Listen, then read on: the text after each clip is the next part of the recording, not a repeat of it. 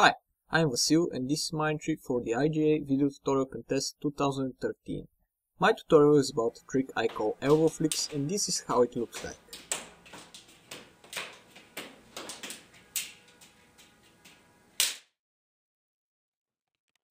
Okay, before you try it, there are a few things you should already know. One of them of course is the cascade, and since you have to catch weirdly flying rings, it's good to know the pancakes too.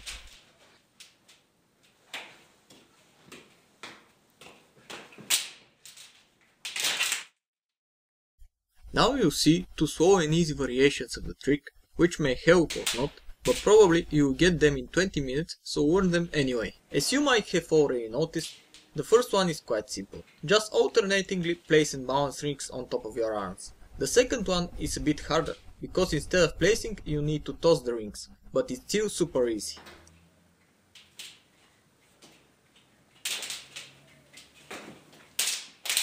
Now it's time for the real stuff. The first exercise is maybe the most important.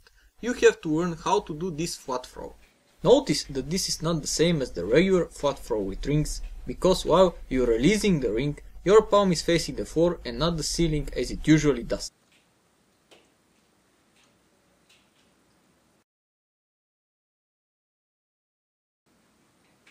When you're done with the flat throw, it's time to add the flick. As you can see, it's made by hitting the inner side of the ring, which makes it flip. That whole thing should happen nearly on your shoulders level. Also keep in mind that the ring is making only half turn before you catch it. After you are ready with the one ring drills, take the second ring and practice the exchange starting from both hands. This could take more time than the previous exercises, but make sure you can do it fairly well before you move on. The next step is to do the flush. Once you achieve that, you can apply your favorite way of building up and training, because I believe that everyone has his own system for that. I can only give you some advice. I know that at the beginning you may feel the trick too fast. Therefore, I suggest you think that you are not actually throwing the rings, but pulling them up in the air as high as possible. It really helps. Here is also an exercise which helps me to achieve greater control over the trick. If you can do more than 6 catches, it's a good time to try.